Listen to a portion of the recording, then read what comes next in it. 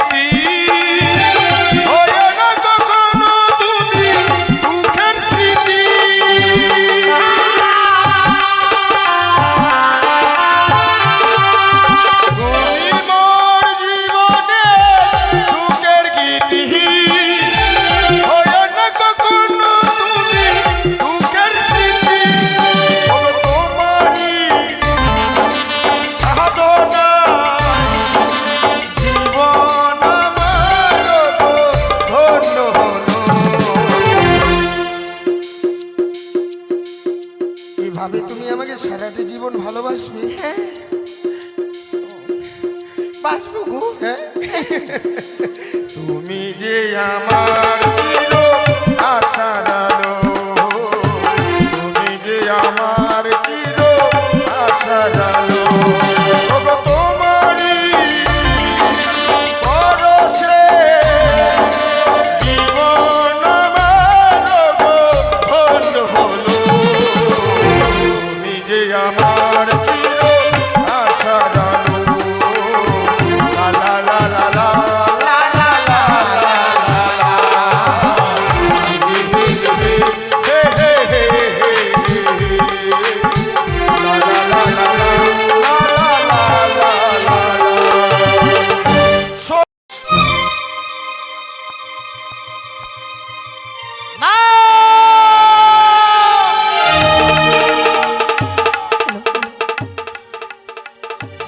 ওই আমি মনসামা, মনসামা নাগির জননী মনসামা। ওই আমি মনসামা, মনসামা নাগির জননী মনসামা।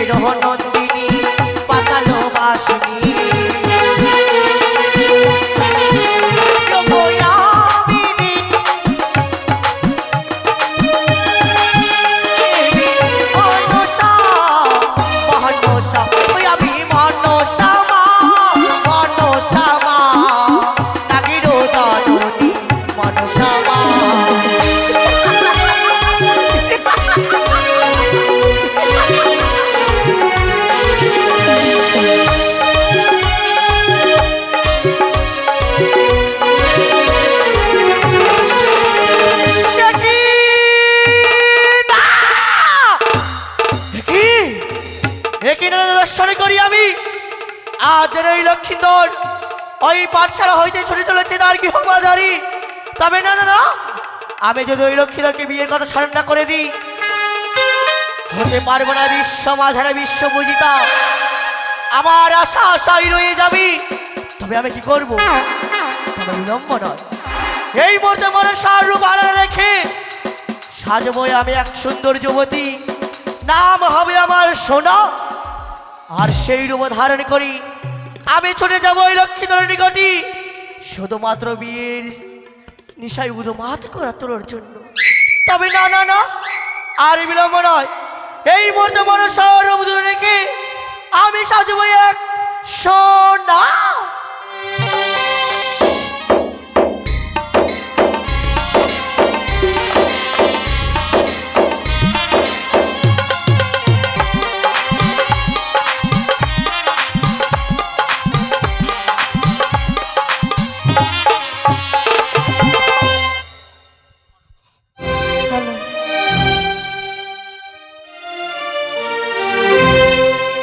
শ্রাবণে এলো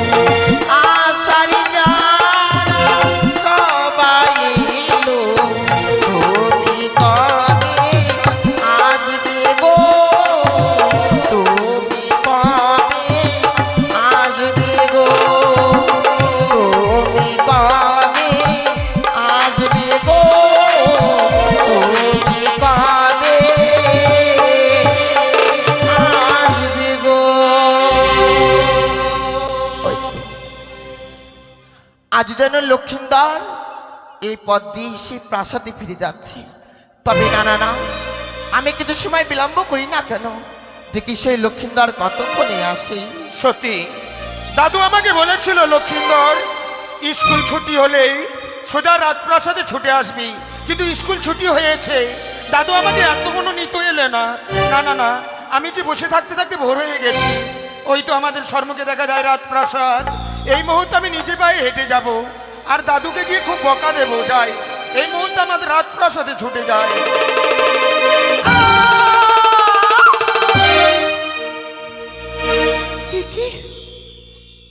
তুমি পথ থেকে চলতে পারো না? তার মানে তুমি কি বলতে চাইছো? আমি তোমাকে ধাক্কা মেরেছি? পথে হেঁটে যাচ্ছ, অমন করে অপর নারী দেখে তুমি ধাক্কা মারছো, তোমার লজ্জা হয় না? ঠিক আছে গো, তোমার সঙ্গে ধাক্কা লেগে যদি আমার কোনো অন্যায় হয়ে থাকে আমাকে তুমি ক্ষমা করে দিও। আমার পথ থেকে সরে দাঁড়াও, শোনো, আমাকে যেতে দাও। শোনো যুবক, আচ্ছা তোমার কাছে কিছু শুনতে পারি আমি? বলো, এমন কি শুনতে চাও? বলছিলাম তোমার নামখানে কি গো? আমার নাম শ্রীমান দুর্লভ লক্ষিন্দর। তুমি কোথায় গিয়েছিলে? আমি গিয়েছিলাম স্কুলে। স্কুলে? সত্যই। ও, তবে নিশ্চয় তোমাদের বাড়ি সেই চম্পলা নগরী। ঠিক বলেছো। তোমার পিতা অধিপতি চাঁদ সদাগর তিনি হচ্ছেন আমার পিতা। যুবক, তোমায় আমি আর একখানি কথা বলবো গো। বলো। বলছিলাম তুমি বিবাহ করেছো? কি বললে? বিবাহ? হ্যাঁ?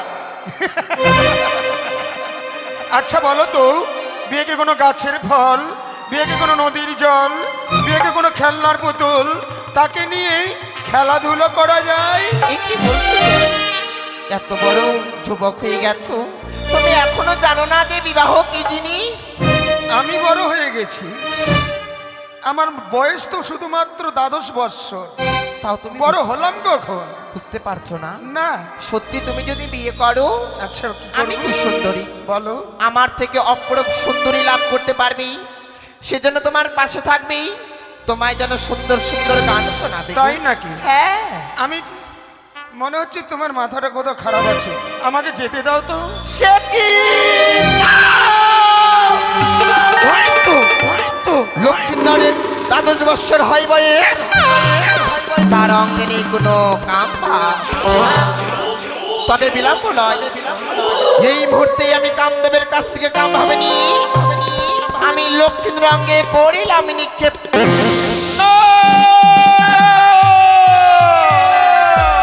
সত্যি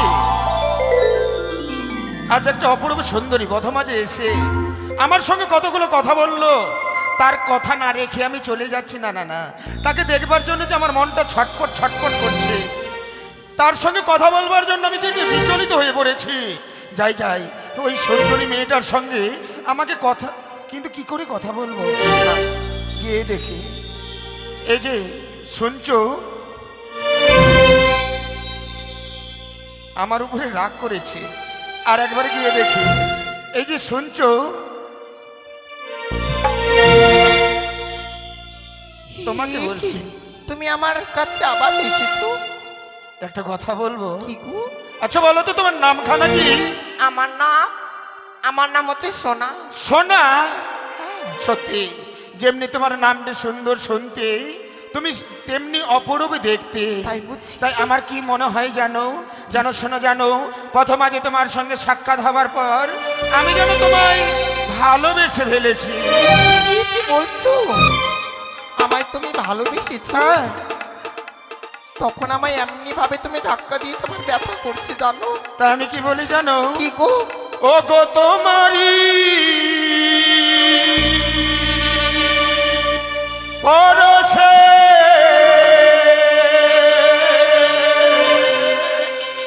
জীবন আমার গো ধন্য হলো, তুমি যে আমার চির আশার আলো, তুমি যে আমার চির আশার আলো।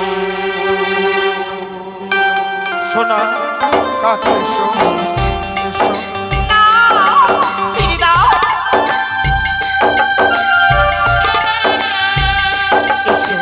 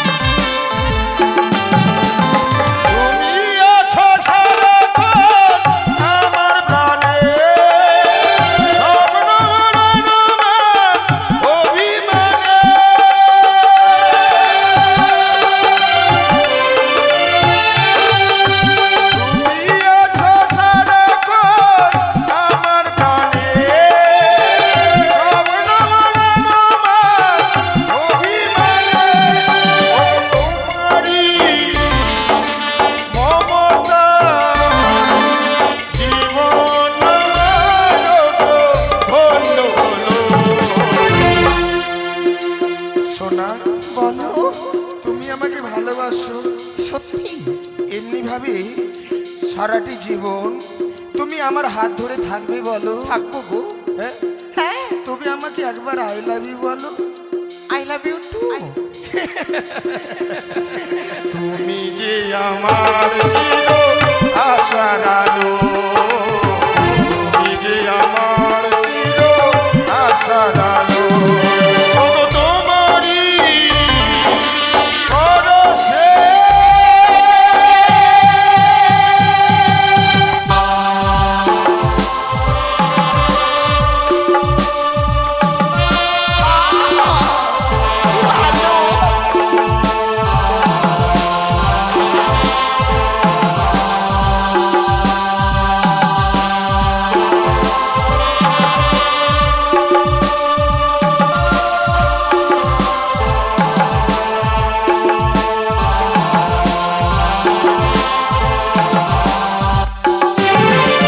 তুমি আমার জীবনের সুখের গীতি, হয়ে না কখনো তুমি দুঃখের স্মৃতি।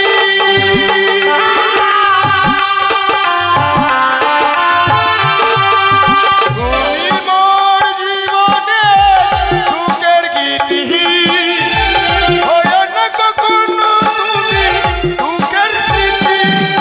ওগো তোমারই সাধনা জীবন আমার গো ধন্য হলো। এভাবে তুমি আমাকে সারাটি জীবন ভালোবাসবে? বাঁচবো গো। হ্যাঁ? তুমি যে আমার চির আশার আলো, তুমি যে আমার চির আশার আলো।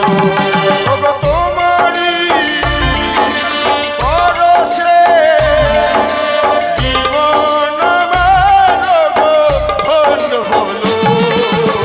তুমি যে আমার চির আশার আলো। লা লা লা লা লা। লা লা লা লা লা লা। হে হে হে হে হে। লা লা লা লা লা। লা লা লা লা লা লা। শোনো, যেও না, শোনো, যেও না। অমন করে প্রথম আজ এসেই তোমার রূপ দেখি আমাকে পাগল করে দিয়ে তুমি আমার কাছ থেকে দূরে চলে যেও না। আমি তোমাকে কাছে পেতে চাই। একে শোনো, কি করছো? তুমি আমাকে কেন ধরা দিচ্ছ না? কেনই বা তুমি আমার কাছ থেকে দূরে দূরে থাকছো? এদি শোনো, বলো। অমনি ভাবে আমার কাছে এসো না গো। কেন? এই কেমন করে হয়? তুমি হচ্ছে রাজঘরের রাজপুত্র, আমি যে সামান্য মালিনী ঘরে নিয়ে গো। হও না কেন তুমি মালনী ঘরের মেয়ে, কিন্তু আমি তোমায় যখন ভালোবেসে ফেলেছি, আমি তোমায় সারাটি জীবনের জন্য আমার কাছে পেতে চাই। তবে শোনো যুবক, সত্যই যদি তুমি আমায় কাছে পেতে চাও, তবে তোমায় যেন একখানি কর্ম করতে হবে। এমন কি কর্ম করতে হবে? করতে পারবে তো? বলো। তবে আমার সম্মুখে আর বিলম্ব নয়, এই মুহূর্তে চলে যাবে সেই তোমাদের গোসা ঘরে। গোসা ঘরে?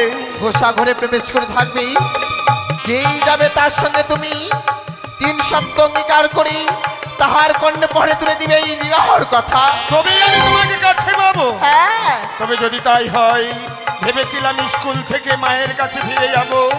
তোমার সঙ্গে সাক্ষাৎ হবার পর আমি যখন তোমাকে ভালোবেসে ফেলেছি, এই মুহূর্তে তোমাকে কাছে পাওয়ার জন্য আমি প্রবেশ করলাম আমাদের ওই গোসা মন্দিরে।